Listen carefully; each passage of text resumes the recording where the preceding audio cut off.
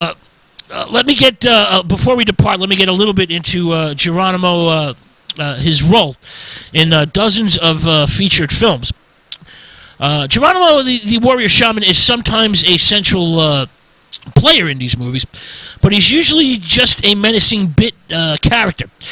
All right, it starts with the lost silent film Geronimo's Last Raid from 1912, directed by Gilbert P. Hamilton, I believe, which begins the cinematic journey for the Apache warrior. But the real film that puts Geronimo on the cinematic map is Stagecoach, 1939, directed, of course, by the great John Ford. This is Ford's first film in Monument Valley, an area that he would turn into his own private preserve for 25 years. Now, Stagecoach, the John Ford, John Wayne classic, uses Geronimo's outbreak from the reservation to set the tone of danger against which the movie unfolds. Geronimo is played by Chief Whitehorse, an actor who bears an uncanny resemblance to the real Geronimo and makes his small part very, very memorable. Stagecoach alternates between close-ups of emotional intensity and long shots of epic involvement. There's a sense of life and legend mixing in this movie.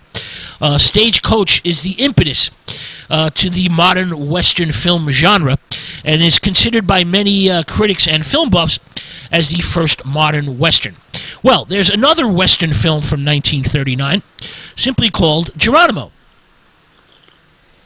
This is directed and written by Paul Sloan and features a Cherokee actor whose name is Chief Thundercloud. He's also known as Victor Daniels. And this is essentially a very sinister portrayal of the Apache chief. Now, Chief Thundercloud / Victor Daniels is already a known actor at this point in time because he plays Tonto in the Republic Lone Ranger serials. So he's known. But Thundercloud is disturbed by the role because Geronimo is very villainous in this film, and he felt, Mr. Chief Thundercloud felt that Geronimo was a military genius, a freedom fighter, and a shaman, and deserves a better portrayal in film. Yet, he may be upset with the portrayal of Geronimo, but he plays Geronimo a second time, 11 years later, in a film called I Killed Geronimo, 1950, which is directed by John Hoffman. This is a fictional and glib Indian Western in which an army captain, James Ellison, worms his way into the trust of a gang of gun runners and bags their main client, Geronimo, who is once again played by Chief Thundercloud. Neither the direction nor screenplay here gives the actors much opportunity to shine. This is a second-rate B-Western. Now, 1950, the same year that this film came out, is a banner year for representation of Native Americans in American Western film, because Hollywood begins to embrace Geronimo as a heroic symbol of Native American resistance in 1950. There's two films that begin a cycle of Indian Westerns. Broken Arrow, directed by Delmer Davies, and The Devil's Doorway, directed by Anthony Mann. Both these films take their Native American characters seriously as heroes and treat Indian problems, Native American problems, sympathetically. All right, now there's a sequel to Broken Arrow called Battle at Apache Pass from 1951, directed by George Sherman, in which Jeff Chandler and Jay Silverheels reprised their roles from Broken Arrow. Jeff Chandler, who's actually Jewish from the Lower East Side, plays Cochise, not once but twice, and Jay Silverheels, who's of course already involved as Tonto in the Lone Ranger TV series, plays Geronimo. The plot is far too melodramatic, but Native Americans are represented with some psychological depth, and it's certainly a step up from many of the portrayals previous to this era. Now, in 1954, the apex of the Indian Western cycle hits, and you have Apache, 1954, directed by Robert Aldrich. Now, Aldrich, Apache features an active Indian central character and makes its point by disciplined observation of the one-man war waged against a U.S. cavalry by Maasai, Burt Lancaster, an Apache, one of Geronimo's braves who refuses to surrender. Well, Robert Aldrich was a gifted, talented director, and he cleverly reverses the script and forces the audience to see the excesses and failures of white civilization from the Native American point of view. Aldrich's direction is marvelously assured. There's fluid traveling shots. He's a gifted action filmmaker. And the movie has a great cast. Burt Lancaster, Charles Bronson, John McIntyre, John Denner, and the strikingly beautiful Jean Peters. The film is flawed only by its ending, which was forced on the producers and director by the censors and the film production company United Artists.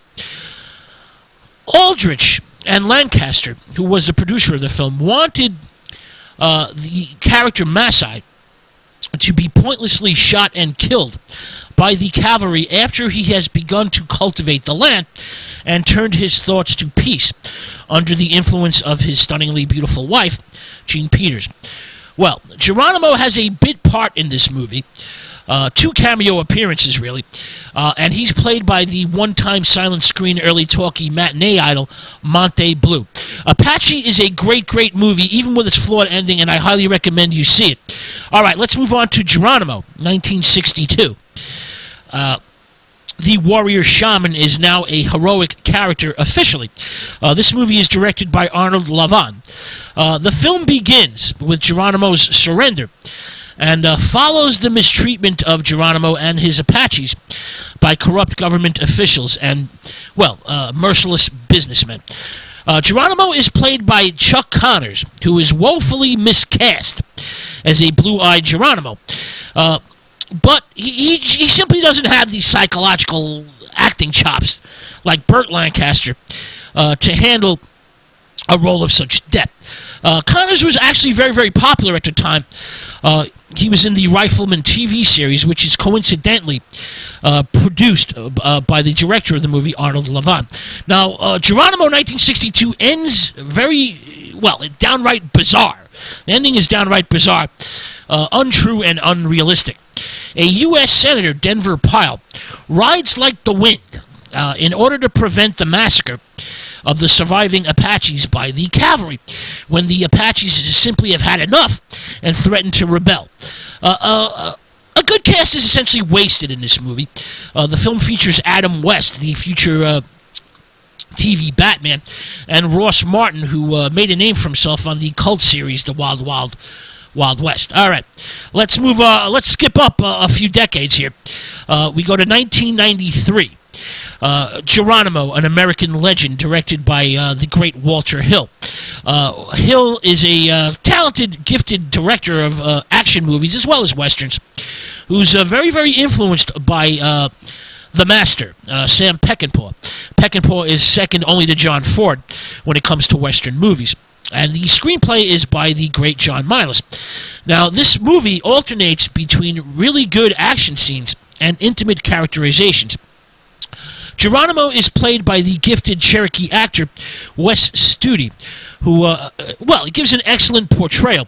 It's a realistic drama with a superb cast. You have Robert Duvall, Gene Hackman, Jason Patric, and Matt Damon, among many, many others. Now, in the same year, in 1993, there's a TNT cable television film directed by Roger Young, which also features a Native American actor, Joseph Running Fox, playing the role of Geronimo. This is a better-than-average TV movie with a decent script and good direction.